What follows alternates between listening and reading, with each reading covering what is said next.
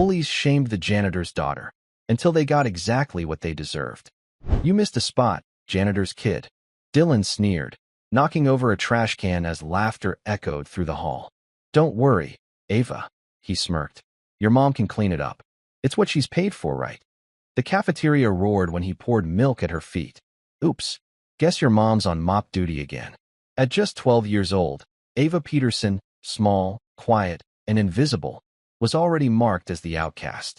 But behind her stillness was a secret no one in Northwood High could imagine. A legacy forged not in fear, but in discipline and honor. And the moment she raised her head, locking eyes with the school's most feared bully, everything changed. Just before we dive in, let us know in the comments where you're watching from today.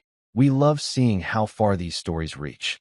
And make sure you're subscribed so you don't miss tomorrow's special video. Now let's jump back in. Enjoy the story. A 12-year-old girl with a quiet secret was about to change everything for the town's toughest bullies. This small, unassuming child carried a legacy forged in discipline and honor. And soon, everyone at Northwood High School would learn that the greatest strength is not always what you can see. The morning air in the town of Oak Haven, Illinois, was crisp, carrying the scent of cut grass and old brick. It was a scent of tradition, of football games on Friday nights and quiet Sunday mornings. For Carol Peterson, it was the smell of a new beginning. For her 12-year-old daughter, Ava, it smelled only of uncertainty. Northwood High School rose before them, a formidable building of red brick and tall, imposing windows that seemed to look down on them with judgment. Carol squeezed her daughter's shoulder, her work keys jingling softly. "It's going to be okay, sweetie," she said, her voice a mixture of hope and exhaustion.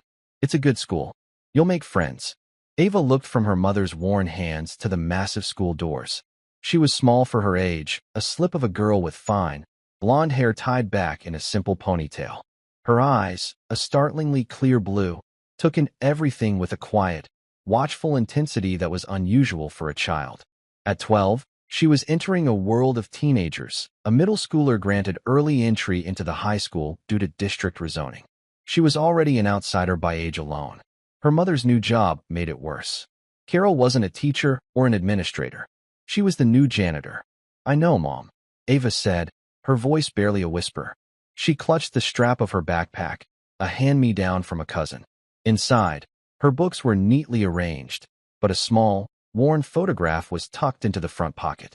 It was a picture of an old man in a crisp military uniform, his eyes the same clear blue as hers, crinkled at the corners with a smile that was both kind and impossibly tough. Her grandfather, General Michael "Iron Mike" Callahan. They had moved to Oak Haven after the money ran out. After the long illness that had taken her grandmother, they sold the old family house in Virginia, the one near the military base where everyone knew and respected the Callahan name. Here, they were nobody. Worse than nobody. In the unforgiving social hierarchy of high school, Ava knew exactly what they were. She was the janitor's daughter. The first few days were a study in invisibility. Ava learned the school's geography not by the classroom numbers, but by the routes that offered the fewest encounters. She ate her lunch in a quiet corner of the library, the faint scent of old paper a comfort. She spoke only when spoken to, her answers short and polite. She observed. Her grandfather had taught her that. "Observation is your first line of defense, Ava," he'd say, sitting with her on the porch of the old Virginia house. He never taught her to fight. He taught her to see, to notice how people walked, how they stood, how their eyes shifted. He taught her about balance, leverage, and the economy of motion. "The loudest man in the room is often the weakest," he told her. "Strength is quiet. It's controlled." At Northwood High, the loudest man was Dylan Hayes. He was a senior, the star quarterback of the football team, with a chiseled jaw and an easy swagger that parted the crowded hallways like a ship's bow through water. He was handsome, popular, and deeply unkind. His strength was not quiet. It was a blunt instrument he used to enforce his place at the top of the food chain. He was always flanked by his two lieutenants, Mark, a thick-necked lineman who laughed at everything Dylan said, and Chris, smaller and wiry, with a smirk that seemed permanently etched on his face. Ava first came to their attention on a Wednesday. She was walking past the cafeteria when Mark, with a clumsy, deliberate motion, knocked a full trash can over, its contents spilling across the polished floor. "Oh, man, what a mess," Mark boomed, looking directly at Ava. Dylan stepped forward, a mock-sympathetic look on his face. "Don't worry about it. I'm sure the help will get it." He winked at Ava. "Isn't that right? Your mom's on duty, isn't she?" Laughter rippled through the students nearby. Ava felt a hot flush of shame creep up her neck. Her gaze flickered to the spilled garbage, soda cans, half-eaten sandwiches, crumpled napkins. She saw her mother on her hands and knees later that day, her back aching, wiping it all up. Something cold and hard settled in Ava's stomach. She remembered her grandfather's words. "Control, Ava. Emotion is a weapon your enemy uses against you." She said nothing. She simply adjusted her backpack and walked away, the sound of their laughter following her down the hall. The next day, it escalated. Ava was in the lunch line when she felt a shove from behind. She stumbled, catching herself on the counter. "Watch it, little kid," Chris sneered. "This line is for high schoolers. She's allowed to be here." A girl in front of her mumbled, not quite daring to look at Chris. Dylan appeared, placing a heavy hand on Chris's shoulder. Now, be nice. She's special. She's the daughter of our very own cleaning lady. We should show her some respect." He leaned in close to Ava, his voice dropping to a conspiratorial whisper. "Tell me, does the smell of bleach ever wash off?" This time, Ava looked up, her clear blue eyes meeting his. She didn't flinch. She just watched him, her expression unreadable. Her stillness seemed to unnerve him for a fraction of a second. It was like looking at a placid lake, with no hint of the depths beneath. He recovered quickly, letting out a short, harsh laugh. He picked up a carton of milk from her tray, opened it, and poured it onto the floor at her feet. "Oops," he said, his voice dripping with false sincerity. "Clumsy me. Don't worry, I'm sure your mom can handle it. It's what she's paid for, right?" The entire cafeteria had gone quiet. Everyone was watching. Teachers were at the far end of the room, distracted. No one moved to intervene. Ava looked down at the puddle of milk spreading around her shoes. She felt the familiar anger, cold and sharp, but this time, something else rose with it, a quiet resolve. Her grandfather had taught her about strategic retreats, but he also taught her about holding the line. "There comes a time," he had said, "when you cannot give another inch, because if you do, you will lose more than just ground. You will lose yourself." This was that time. She slowly raised her head, her eyes locking onto Dylan's. The cafeteria was so silent, the hum of the fluorescent lights was audible. Her voice, when she spoke, was not a whisper. It was calm, clear, and carried across the cavernous room. "You're right," she said. "My mother will clean that up. She'll do it without complaint, because she has more dignity and strength in her little finger than you have in your entire body." A collective gasp went through the student body. No one, ever, spoke to Dylan Hayes like that. Dylan's smile vanished. His face darkened with fury. "What did you just say to me, you little brat?" "You heard me," Ava continued, her voice unwavering. "You think you're strong because you can push people around and make a mess for others to clean. That's not strength. That's weakness." He took a step toward her, his fists clenching. Mark and Chris moved to flank him, their expressions menacing. "You've got a big mouth for a little girl," Dylan growled. "And you've got a big ego for someone who has never been tested," Ava replied, her calm infuriating him further. She took a small, deliberate step forward, closing the distance between them. The move was so unexpected, so utterly fearless, that he hesitated. "I'm tired of this," she said, her voice dropping slightly, yet losing none of its intensity. "I'm tired of you disrespecting my mother. I'm tired of you thinking you can do whatever you want." She paused, letting the weight of her words settle in the silent room. "So let's settle it. After school. In the parking lot behind the gym. Just you and me." She looked from his face to his clenched fists. "No friends. No audience. We'll find out who's really weak." The challenge hung in the air, audacious and unbelievable. A 12-year-old girl, who barely reached Dylan's chest, had just challenged the king of the school to a fight. A wave of murmurs and whispers broke the silence. Dylan stared at her, his face a storm of disbelief and rage. He saw the challenge as the ultimate insult, an act of defiance so profound he couldn't ignore it. He leaned down until his face was inches from hers. "You have no idea what you've just done," he hissed. "You want to fight? You've got it. I'm going to enjoy teaching you a lesson. The lesson won't be for me. Ava said, her blue eyes as cold and steady as ice. She turned, picked up what was left of her lunch tray, and walked to the trash can, dumping it with a steady hand. Then, without a backward glance, she walked out of the cafeteria, leaving behind a sea of stunned faces and a fuming quarterback who had just accepted the most absurd challenge of his life. The catalyst was set. The line had been drawn. And in the quiet heart of a 12-year-old girl, a general's legacy was about to be unleashed. The news of the challenge spread through Northwood High like a wildfire. By the time the final bell rang, the story had morphed and grown. Some said Ava had threatened Dylan with a knife. Others claimed she was a secret martial arts expert. The most common theory was that the little girl had simply snapped. Everyone agreed on one thing. She was going to be annihilated.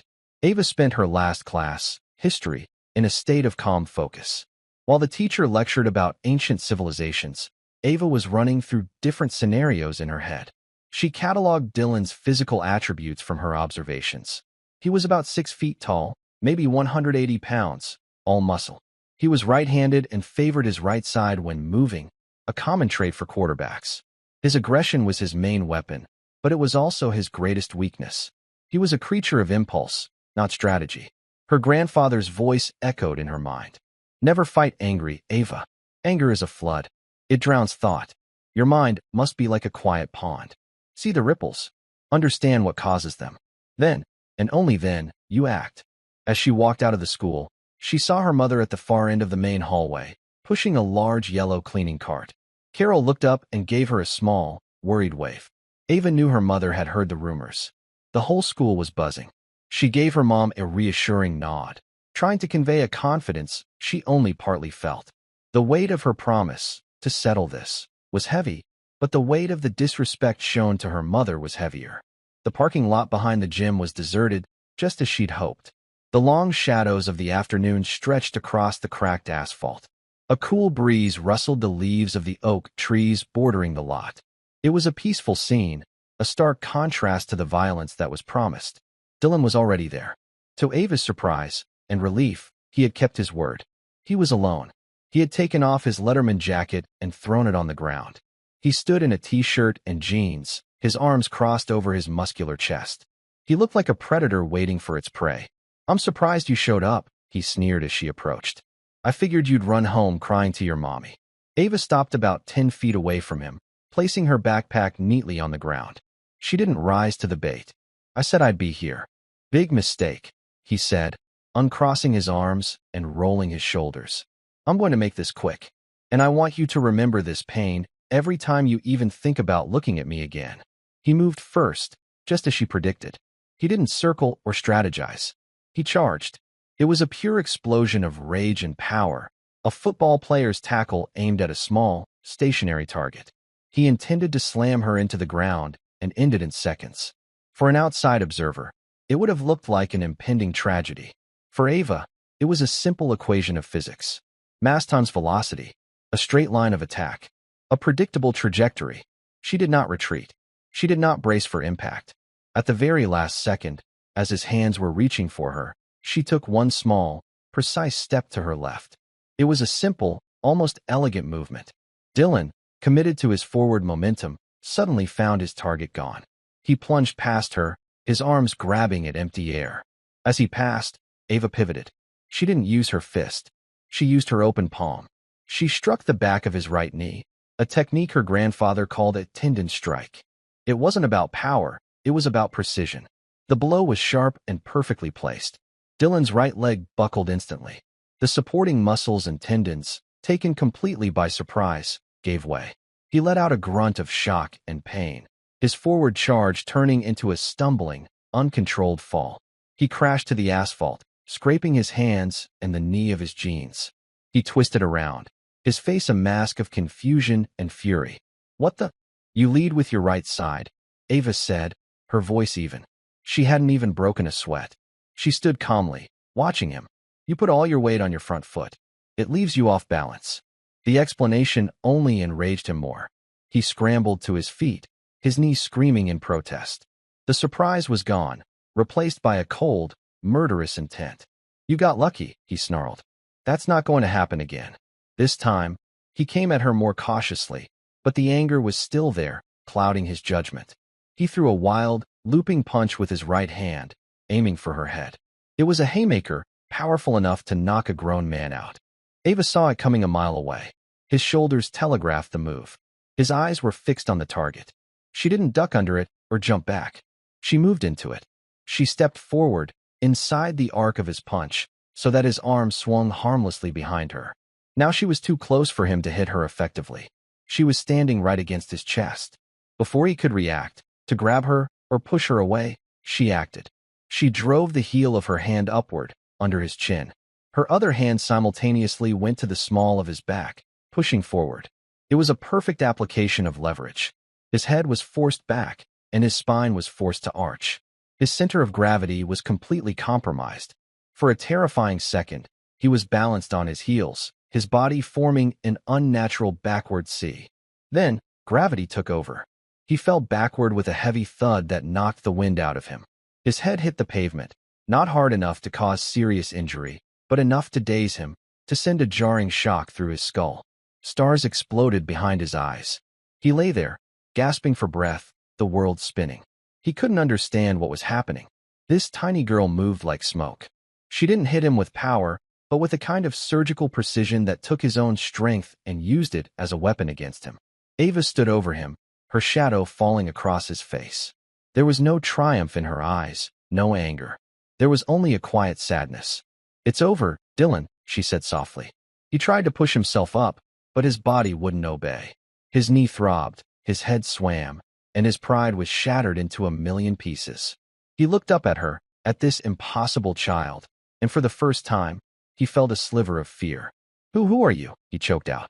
Ava knelt beside him, not as a victor, but as a teacher addressing a student. "My name is Ava Peterson. My mother is Carol Peterson, the woman you and your friends have been tormenting." She paused, letting that sink in. "And my grandfather was General Michael Callahan," she continued, her voice filled with a quiet pride. "He spent 50 years serving this country. He fought in 3 wars. He taught me that a person's worth has nothing to do with their job, or their size, or how loud they can shout. It has to do with their character, with their honor." She looked at him, her blue eyes searching his. "He also taught me that true strength is about control. I haven't seriously hurt you, Dylan. I could have. The strike to your knee could have torn a ligament. The fall could have given you a concussion. I controlled the outcome. That is strength." Dylan just stared, speechless. The name General Callahan didn't mean much to him, but the way she spoke, the absolute authority in her voice, held him captive. "This is your one and only warning," Ava said, her voice turning firm. "You will leave my mother alone. You will leave me alone. You will stop bullying other students. You will find a better way to feel strong." She stood up and walked over to her backpack, slinging it over her shoulder. "If I see you or your friends bothering anyone again, our next conversation will be very different, and I won't be as careful." She turned and walked away, her small frame silhouetted against the setting sun. She didn't look back. She didn't need to. The lesson had been delivered.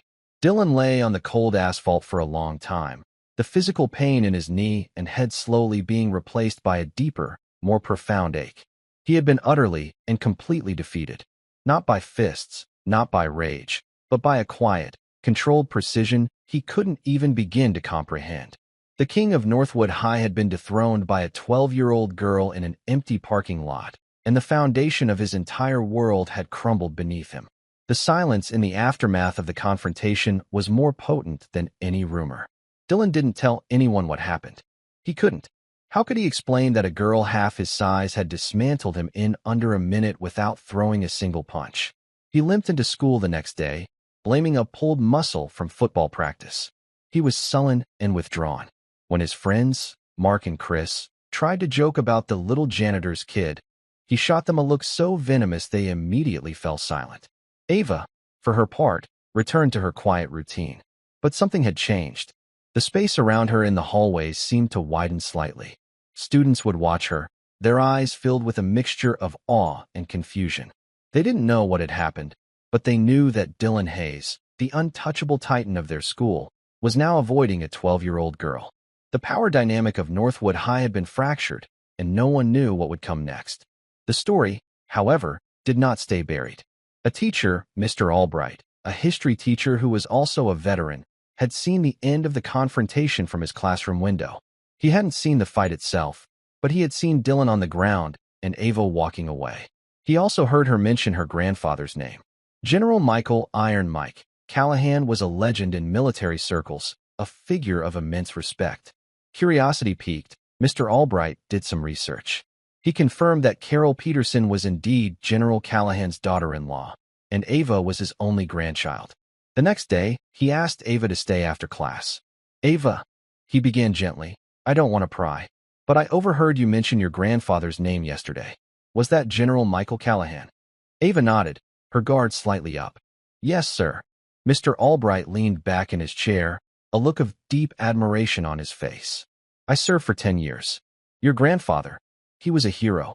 His doctrines on tactical discipline and de-escalation are still taught today. He believed the greatest weapon was a calm mind." Ava's shoulders relaxed. For the first time at this school, she felt seen. "He taught me a few things," she admitted. "I have no doubt," Mr. Albright said with a knowing smile. "I also know that Dylan Hayes has been making life difficult for many students here, yourself included. Whatever happened yesterday, it seems to have had an effect. But I want to offer you some advice, soldier to soldier, so to speak." He leaned forward, his expression serious. "A victory on the battlefield is only the beginning. Winning the peace is the harder part. People are watching you now, Ava. Some are scared, some are impressed. What you do next will define who you are here." His words resonated with Ava. She had won the confrontation, but now what? She had only wanted to be left alone, to protect her mother. But Mr. Albright was right. Her actions had created a power vacuum, and a new kind of challenge was emerging. It began subtly. A freshman boy, who was constantly harassed by older students for his stutter, approached her in the library. He placed a book on her table and whispered, "Thank you," before hurrying away.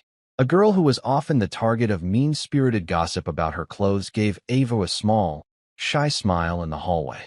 They saw her not as a fighter, but as a symbol. She had stood up to the biggest bully and won. She represented hope. The first real test of her new role came a week later. A group of students from the wrestling team had taken to claiming a particular section of the cafeteria, shoving away anyone who tried to sit there. Their leader was a boy named Kevin, who was almost as arrogant as Dylan, but without the charisma. Ava was eating her lunch when she saw Kevin and his friends push a younger boy, sending his tray clattering to the floor.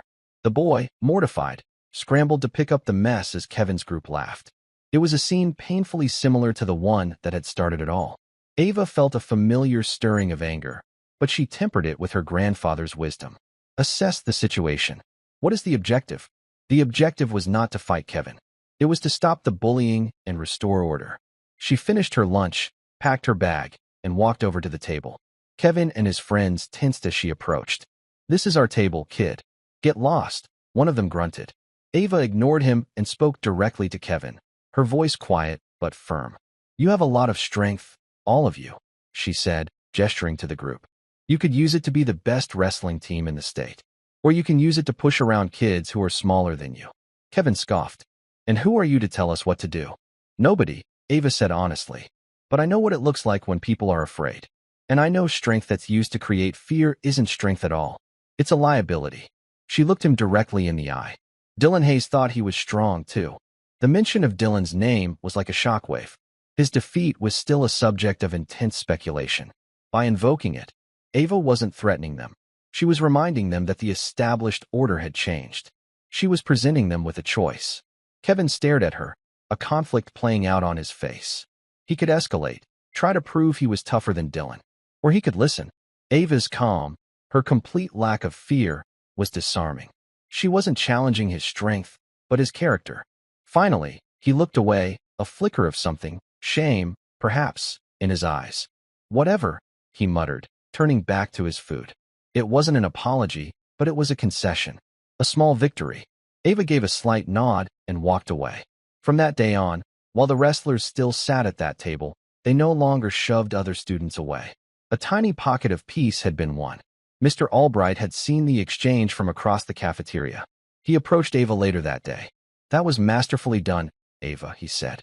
"You disarmed him without a single threat. You used psychology. Your grandfather would have been proud." He paused. "You have a rare talent." Not just for self-defense, but for leadership. Have you ever thought about teaching others? Ava was taken aback. Teaching what? What your grandfather taught you, he replied. Not how to fight. How to be confident. How to stand up for yourself without throwing a punch. How to de-escalate a situation. There are a lot of kids in this school who could use that. They don't need a warrior. They need a teacher. The idea took root in Ava's mind. She had never considered it. Her skills were a private legacy, a connection to the man she missed so dearly. But what if Mr. Albright was right? What if the best way to honor her grandfather's memory wasn't just to use his teachings for herself, but to share them? Meanwhile, Dylan was on a journey of his own. His world had been upended. His friends treated him differently, with a new, subtle caution. The fear he used to command had been replaced by a quiet ridicule he could feel just beneath the surface of every conversation. He found himself watching Ava from a distance. He saw her interaction with the wrestling team. He saw the respectful nods she received from younger students. He saw that she wielded more power with her quiet confidence than he ever had with his fists and his reputation. The humiliation of his defeat began to slowly transform into a grudging respect, which then morphed into a painful, introspective curiosity. He needed to understand. One afternoon, he found her in the library, the one place he rarely set foot in. He approached her table hesitantly, his usual swagger completely gone. He looked awkward, like a lion trying to move through a field of porcelain. Ava looked up from her book, her expression neutral but watchful. Can I talk to you?" Dylan asked, his voice low. Ava simply nodded, gesturing to the empty chair opposite her. He sat down, his large frame looking out of place on the small library chair. He struggled for words for a long moment. "How did you do it?" he finally asked. "What you did in the parking lot. I've never seen anything like it." Ava closed her book. "It wasn't about being stronger or faster than you. It was about understanding balance and leverage. And it was about not being angry. I was angry enough for both of us," Dylan admitted, a bitter smile on his face. He looked down at his hands. "You said your grandfather was a general?" "Yes. And he taught you all that." "He taught me how to think," Ava corrected gently. "The rest is just practice." They sat in silence for another minute. The quiet of the library felt profound. "Everyone is laughing at me," Dylan said, the confession costing him dearly. "They think you beat me up." "I didn't," Ava said. "You beat yourself. Your anger, your pride, they were my best weapons." It was a hard truth, but Dylan couldn't deny it. He looked up, his eyes meeting hers, and for the first time, she saw something other than arrogance in them. She saw a flicker of genuine confusion, of a boy who had built his entire identity on a foundation of sand and had just watched the tide come in. Could you teach me?" he asked, the words barely a whisper. Ava was stunned. Of all the possible outcomes of their confrontation, this was the one she had never, ever imagined. The bully was asking his victim to become his mentor. It was a moral challenge, a twist she didn't see coming. Her grandfather's voice returned to her. "The greatest victory is not to defeat an enemy, but to change him." She looked at Dylan, truly looked at him, and saw not just the bully, but the lost kid underneath. She made a decision. "I'm thinking of starting a club," she said slowly. "With Mr. Albright. It's not about fighting. It's about discipline, control, situational awareness. For anyone who wants to learn." She held his gaze. "It will be difficult. You'd have to start from the beginning. You'd be just another student. No special treatment. Can you handle that?" A long moment passed. The old Dylan would have stormed out, insulted. But the boy sitting before her was different. He had been humbled. He had been broken down and was looking for a new way to build himself back up. He gave a slow, deliberate nod. "Yes," he said. "I think I can." In that moment, Ava realized her victory in the parking lot was not an ending. It was the beginning of something far more complex and far more important. She had not just defeated a bully. She had sown the seeds of an alliance that had the potential to change the entire culture of Northwood High. The peace was just beginning, and its path would be far more challenging than the fight had ever been. The first meeting of what came to be known as the Northwood Self-Discipline Club was held on a Tuesday afternoon in the school's auxiliary gym, a smaller space with worn wooden floors and the lingering scent of old leather and sweat. Mr. Albright had secured the space, putting his own name on the line to vouch for the unconventional new group. Ava had expected maybe 5 or 6 people to show up. Mr. Albright had put up a small, discreet flyer that read, "Learn situational awareness, de-escalation, and self-control. All are welcome." He had deliberately avoided words like defense or martial arts. 22 students came. They were a motley crew, a cross-section of the school's social strata. There was the freshman boy with the stutter who had thanked Ava in the library. There were a couple of girls who were known targets of gossip and online bullying. There were quiet, studious kids from the honors program and a few athletes from the track team who were curious. And then, standing awkwardly by the door, was Dylan Hayes. His presence sent a ripple of murmurs through the room. He was wearing simple gym shorts and a t-shirt, no Letterman jacket, no swagger. He looked like a guest at a party where he didn't know anyone. His old friends, Mark and Chris, were nowhere to be seen. They had laughed in his face when he'd told them he was going. "You're going to let that little girl teach you? You're pathetic," Chris had sneered. For the first time, Dylan hadn't risen to the bait. He just walked away. Ava stood in the center of the gym with Mr. Albright. She wore simple sweats, her blonde hair tied back. She looked even smaller in the large, open space. She waited for the room to quiet down, her patience a tangible force. When all eyes were on her, she began. "Thank you for coming," she said, her voice clear and carrying easily. "This isn't a self-defense class. I'm not going to teach you how to fight. If you want to learn how to fight, join the wrestling team or a karate dojo. I'm going to teach you how not to fight." She paused, letting that sink in. "My grandfather used to say that most fights are lost before a single punch is thrown," she continued. "They're lost because of ego, or fear, or anger. They're lost because you weren't paying attention to your surroundings. We're going to work on the things that happen before a fight. We're going to work on control. Control of yourselves, and control of the situation." Mr. Albright stepped forward. "The first lesson is awareness. Most of us walk around in a bubble. We're looking at our phones, listening to music, lost in our own thoughts. We're easy targets. Your first task is to learn to see." For the next hour, they didn't do a single physical exercise. Instead, Mr. Albright and Ava led them through a series of observation drills. They had to close their eyes and describe the room in detail. The number of windows, the color of the mats stacked in the corner, the scuff marks on the floor. They worked in pairs, observing each other for 30 seconds, then turning around and trying to list 5 things about their partner's appearance. It was surprisingly difficult. Students who had been in the same classes for years couldn't remember the color of each other's eyes. Dylan, paired with the shy freshman boy, found himself struggling. He was used to being the center of attention, not paying attention to others. He fumbled through his description, feeling a flush of embarrassment. The freshman, however, timidly but accurately described the small scar above Dylan's eyebrow and the brand of his running shoes. For a moment, their roles were reversed. The quiet, observant boy was the expert. The star athlete was the novice. The session ended not with a bang, but with a quiet sense of focus. Ava gave them their homework. "For the rest of the week, I want you to practice active observation," she instructed. "When you walk down the hall, don't look at your phone. Look at the people. Notice who walks with confidence and who doesn't. Notice the exits in every room you enter. See the world around you. We'll discuss what you saw next week."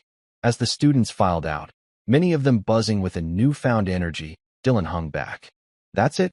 he asked, a hint of his old skepticism in his voice. "We just looked at stuff? What did you see when you looked at David, the boy you were paired with?" Ava asked. Dylan shrugged. "I don't know. He's small. He stutters. I saw that he bites his nails, which means he's anxious," Ava said. "His backpack is worn out, but his books are in perfect condition, which means he's careful with the things that matter to him. And he never looked you in the eye until the very end of the exercise. Then he did, just for a second, which means he's scared, but he's trying to be brave." She met Dylan's gaze. "You saw a stereotype. I saw a person. That's the difference. That's what we're learning here." Dylan had no response. He just nodded slowly, a thoughtful expression on his face, and left the gym. He had come expecting to learn secret fighting moves. Instead, he was being taught to see, and it was already changing the way he viewed the world. Carol Peterson watched her daughter's transformation with a mix of pride and anxiety. Her quiet, withdrawn child was now a leader, a teacher. She would hear snippets of conversation from the students as she cleaned the hallways after school. They spoke of Ava with a reverence that bordered on awe. One evening, as she was mopping the floor outside the auxiliary gym, She saw the club letting out. She watched as Ava spoke with a few students, her posture calm and confident. She saw Dylan Hayes, the boy who had caused her so much heartache, listening intently, nodding with a respect he had never shown an adult, let alone a 12-year-old. Later that night in their small apartment, which still smelled faintly of the industrial cleaners Carol used at work, she finally asked the question that had been weighing on her mind. "Are you sure about this, sweetie?" she asked, her hands busy mending a rip in Ava's jeans. "Teaching these kids?" "Teaching him." Ava sat at the kitchen table, finishing her homework. She looked up, her blue eyes serious. "I have to, Mom. It's what Grandpa would have done." "Your grandfather was a general, commanding soldiers," Carol said softly. "These are just kids. Hurt kids. Angry kids. Soldiers are the same," Ava replied. "He always said that you don't build a strong army by teaching people how to hate the enemy in front of them. You do it by teaching them to protect the person standing next to them. That's all I'm doing. I'm teaching them how to stand next to each other." Carol put down her sewing, walked over, and kissed the top of her daughter's head. The fear was still there, a knot in her stomach, but it was overshadowed by an immense wave of love. Her daughter had her father's eyes, but she had Michael Callahan's spirit. As the weeks went on, the club's sessions evolved. They moved from simple observation to situational drills. Ava and Mr. Albright would create scenarios. One student would have to walk through a gauntlet of others who would try to verbally harass them. The goal wasn't to ignore the taunts, but to acknowledge them, control one's own emotional response, and move through the situation with calm purpose. They called it navigating the storm. Dylan struggled with these exercises more than anyone. His lifelong instinct was to meet aggression with greater aggression, to be a wall. Ava taught him to be water instead. "He's baiting you," she'd say in a drill where another student was playing the part of an aggressive bully. "He wants you to get angry. That's his territory. Don't go there."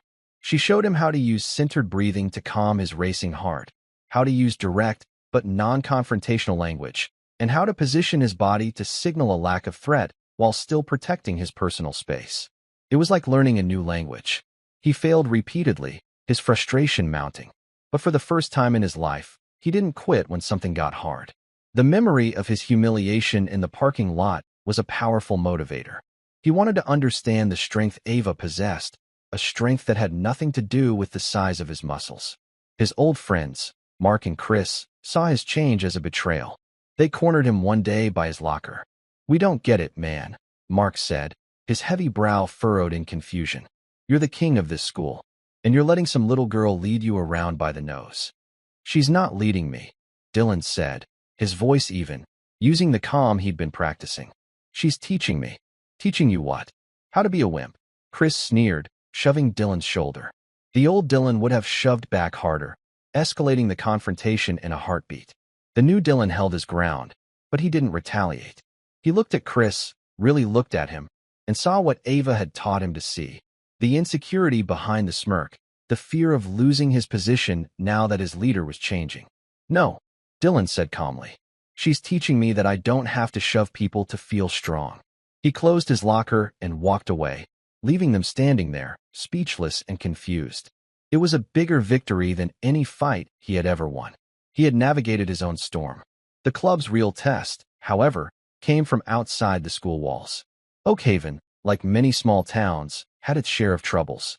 A group of older teenagers from a neighboring town, kids who had already dropped out of school, had taken to hanging out at the local park in the evenings.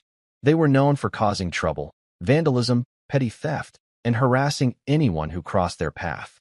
One Friday evening, a few members of Ava's club, including David, the freshman with the stutter, were cutting through the park on their way home. The group of older teens, led by a wiry, menacing boy named Rick, blocked their path. "Look what we have here," Rick said with a predatory grin, stepping in front of David. "Gonna give us your wallet? Or do we have to take it?" David froze, his old anxieties flooding back.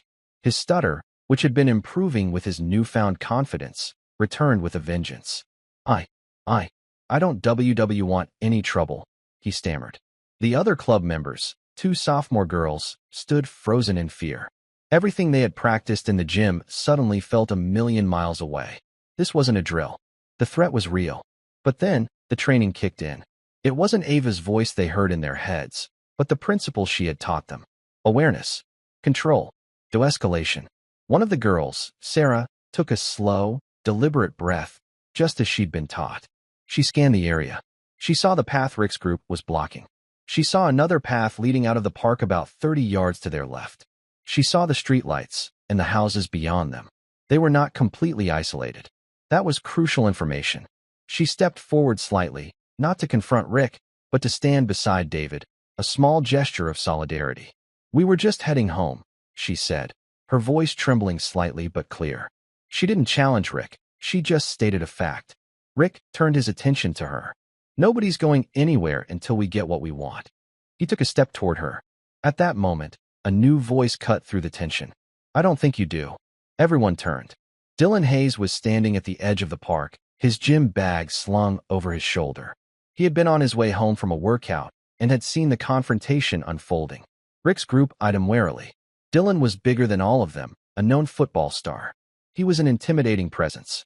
"This ain't your business, Hayes," Rick snarled. "Walk away." The old Dylan would have charged in, fists flying. He would have seen this as a chance to reassert his dominance, to be the hero. But as he walked forward, his pace was measured, his hands open at his sides. He wasn't posturing. He wasn't angry. He was calm. He stopped a safe distance away, positioning himself so he wasn't blocking anyone's exit. He was creating space, not closing it. "These kids are with me," he said, his voice a low, steady rumble. "We're all just going home. There's no need for this to go any further." He wasn't threatening them. He was offering them a way out. He was de-escalating. He looked at Rick, making eye contact, and he saw the same things he had learned to see in Chris, the fear masquerading as aggression.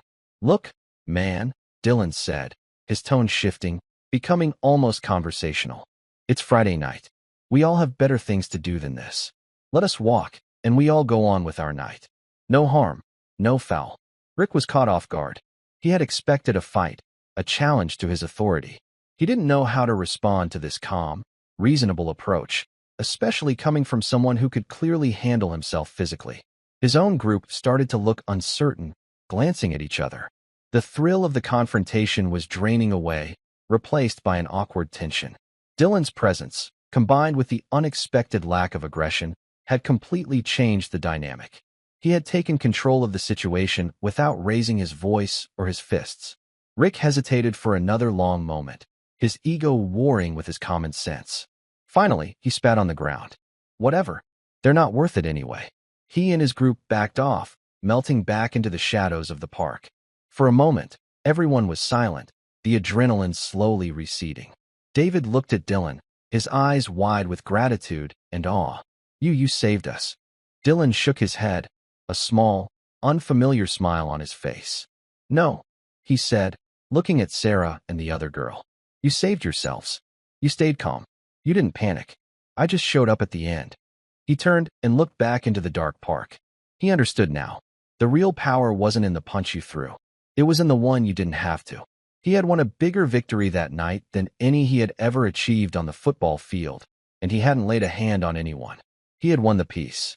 And as he walked the younger students home under the glow of the streetlights, he felt a sense of pride and purpose that was entirely new and infinitely more satisfying. The lesson was complete.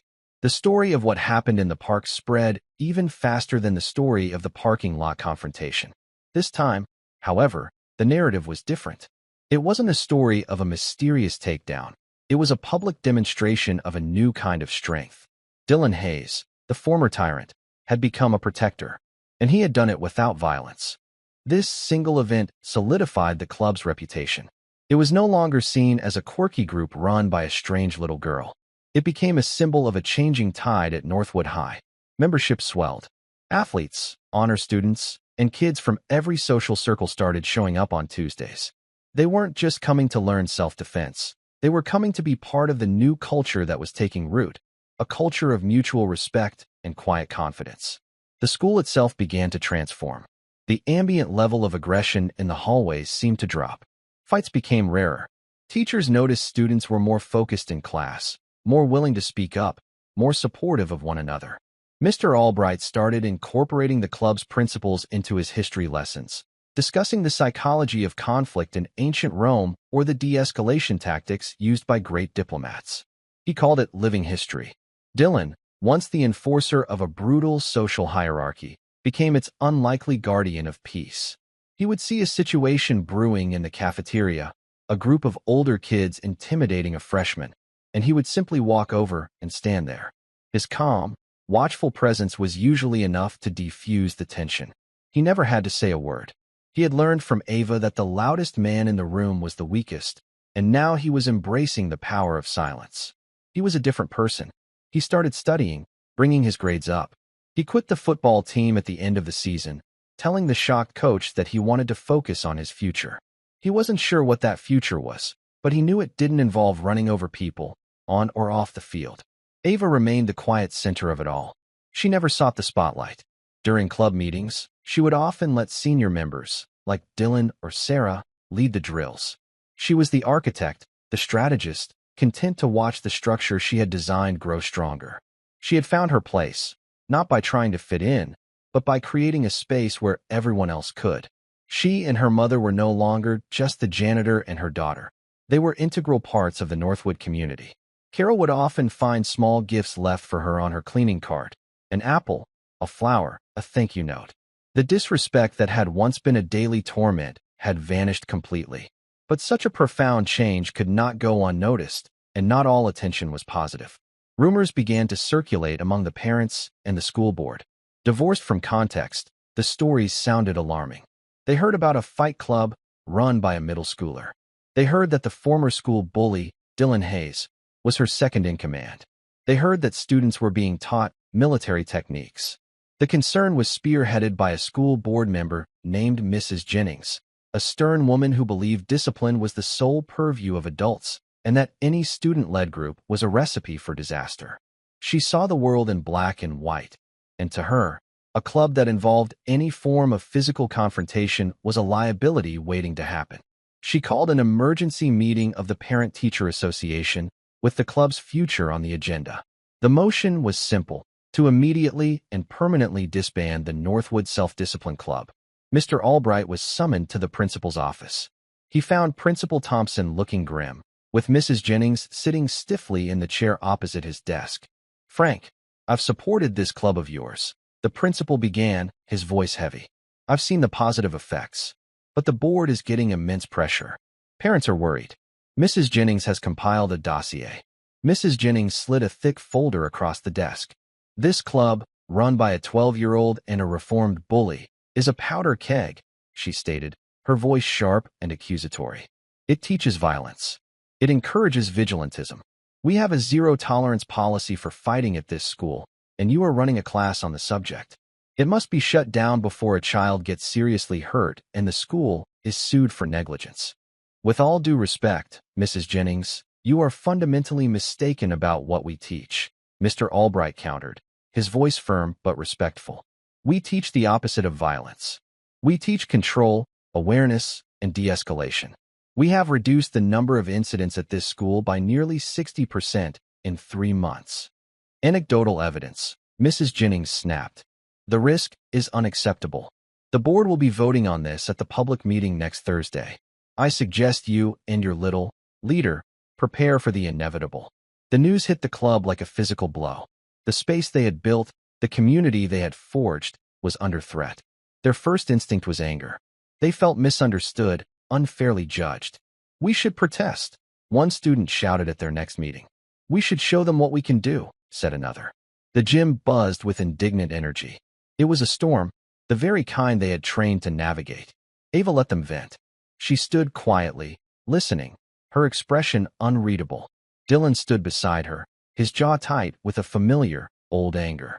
He felt a primal urge to fight, to lash out at the injustice. But he looked at Ava, and he saw her calm, and it reminded him of his training. Anger is a flood.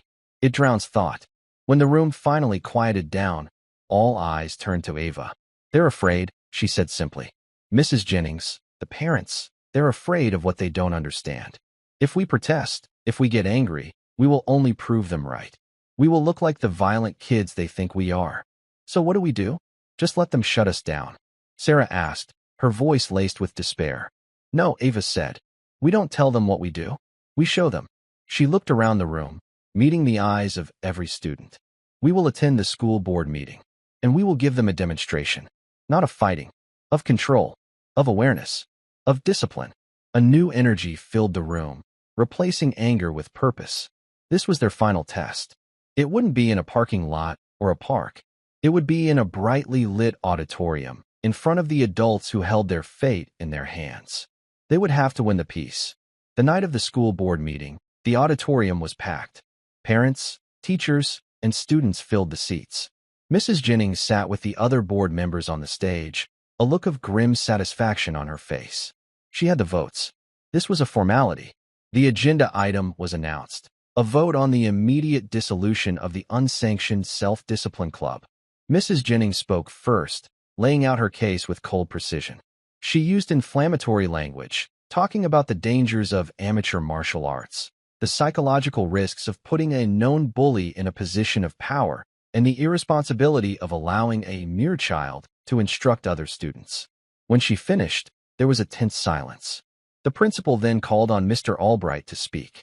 He walked to the podium and placed a single piece of paper on it. "Good evening," he said.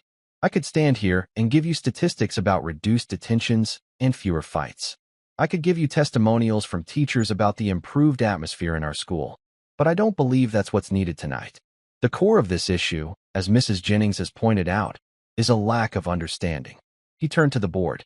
"So, with your permission, I would like to turn my time over to the students of the club for a brief demonstration." Mrs. Jennings started to object, but the board chairman, a thoughtful man named Mr. Henderson, motioned for her to be silent. "Proceed, Mr. Albright." Ava walked onto the stage. Her small presence immediately commanded the room's attention. She was followed by Dylan, David, and Sarah. "My name is Ava Peterson," she began, her voice steady and clear, amplified by the microphone. "We're not going to show you how to fight.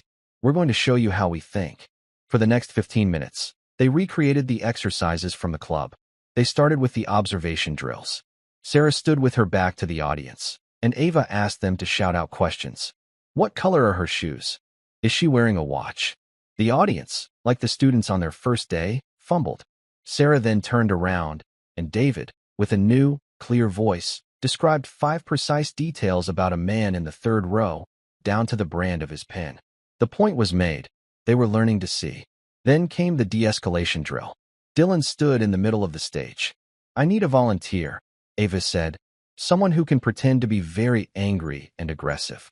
After a moment of hesitation, a father from the audience, a large, burly man, volunteered. "I can do that," he said, a skeptical look on his face. He got on stage and squared off with Dylan. "Okay, kid, let's see what you've got." He began shouting, using the kind of generic, aggressive language a bully might use. Dylan didn't meet the aggression. He took a small step back, creating space.